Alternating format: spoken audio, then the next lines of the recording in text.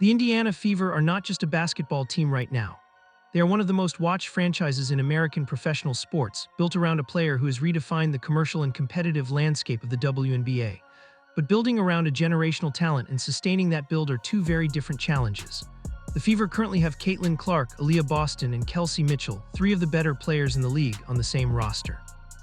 That combination has given Indiana a legitimate contender identity and a national audience that the franchise had not seen in years. The problem is that this window may be shorter than it appears. Two forces are converging that will test the Fever's front office in ways they have not faced before.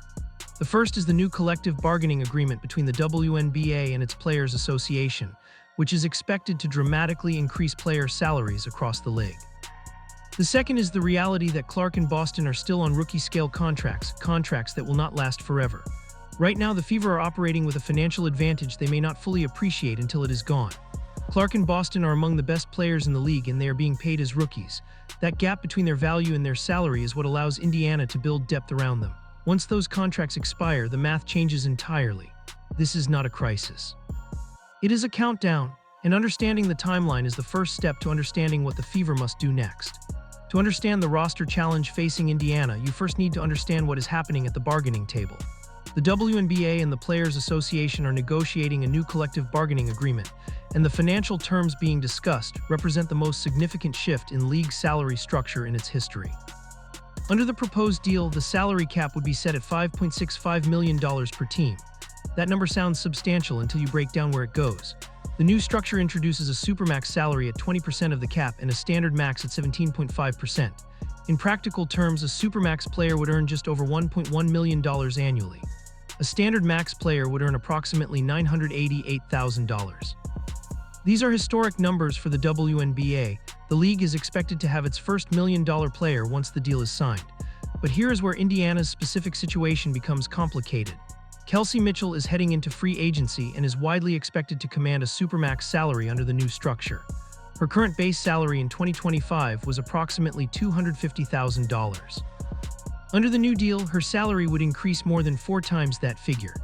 If you place Mitchell's projected supermax alongside Clark's and Boston's eventual max contracts, those 3 salaries alone would consume the majority of the $5.65 million cap. What remains for the rest of the roster would fall well below the new average player salary, which is approaching $500,000. Front office sports analyst Annie Costebile ran these numbers specifically using the Fever as the example case. The conclusion was straightforward. 3 max or supermax players under this cap structure leaves very little room to build a functional supporting roster. The cap number could still move as negotiations continue, but the directional problem is clear regardless of where the final number lands. Before addressing the long-term contract problem, the Fever have a more immediate challenge to resolve: the 2026 free agency period. Currently, only 3 players on Indiana's roster are under contract: Caitlin Clark, Aliyah Boston, and last year's rookie Makala Timpson. Every other contributor from last season is technically available to sign elsewhere. That includes Kelsey Mitchell, Lexi Hull, and Sophie Cunningham, 3 players who were meaningful parts of Indiana's rotation and team identity. Mitchell is the headliner. She is the Fever's most proven scoring option outside of Clark, and her ability to create off the dribble and attack closeouts gives Indiana a dimension they cannot easily replace. Re-signing her is not optional if the Fever want to remain competitive. The question is simply the cost and the contract structure. Hull presents a different kind of decision. She is a restricted free agent, which means Indiana has the right to match any offer she receives from another team. Her value is not built on scoring volume, it is built on shooting, hustle, and the kind of connective play that winning rosters depend on. Those qualities are consistently undervalued until they are gone. The Fever can keep her, but matching an outside offer still has cap implications. Cunningham has publicly stated she wants to return to Indiana. She has also been clear that she is looking for a more secure contract, meaning a multi-year commitment rather than a one-year deal.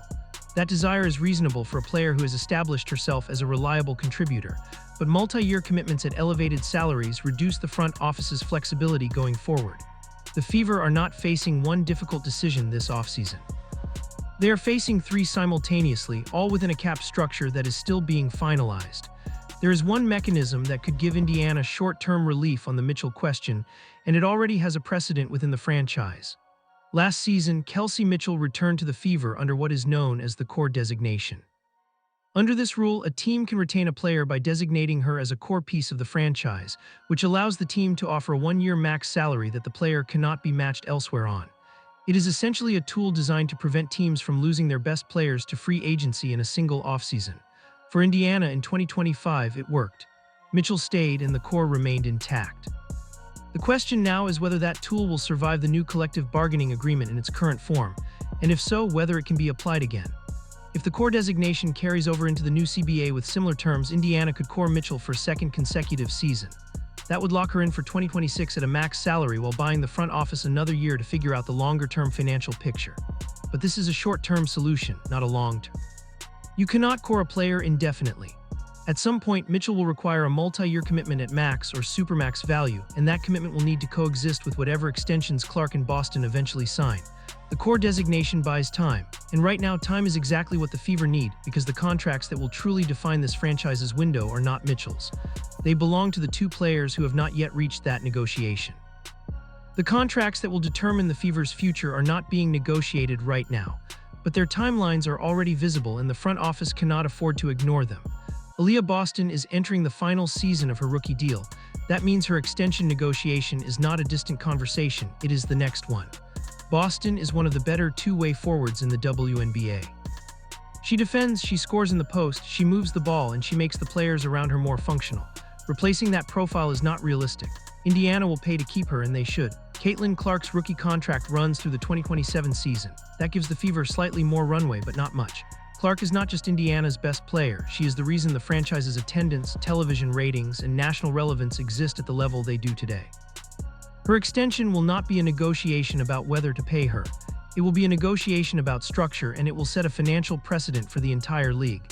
Both players will command supermax salaries when their extensions are finalized. Under the proposed CBA structure, that is 20% of the cap each. Two supermax contracts alone would consume 40% of Indiana's available cap space. Add a third max or supermax player in Mitchell, and the Fever are looking at more than 57% of their cap allocated to three players before a single supporting piece is signed. That is not an impossible situation to manage. Several NBA franchises have operated within similar constraints for years, but it requires a front office that drafts well, develops players efficiently, and makes precise decisions in free agency rather than reactive ones. The Fever have been building towards something. The question now is whether the organization behind the roster is prepared to manage what comes next. Every great team in professional sports operates within a window. The question is never whether the window exists, it is whether the organization recognizes it clearly enough to act with purpose while it is open. For the Indiana Fever, that window is now. Clark and Boston are still on rookie contracts. The supporting cast is intact, at least for this offseason. The franchise has momentum, visibility, and a home court atmosphere that did not exist 3 years ago. These are not permanent conditions. They are the product of specific circumstances that will shift as contracts escalate and the league's financial structure evolves. The new CBA, whenever it is finalized, will be good for the sport. Players will earn salaries closer to their actual market value. The league will grow. Competition for talent will intensify. All of that is progress. But progress at the league level creates pressure at the roster level. The same salary increases that benefit players make it harder for any single team to concentrate talent. That is the nature of a more competitive, better compensated league. Indiana's front office now faces the kind of decisions that define franchises for years. Sign Mitchell, manage Hull and Cunningham, preserve cap flexibility, and do all of it while preparing for the extensions that will arrive for Boston and eventually Clark. There is no perfect solution within these constraints. There is only good decision-making executed consistently over time. The Fever have something rare, a cornerstone player who has changed the sport, surrounded by legitimate talent, playing in a city that is fully invested. That is the foundation.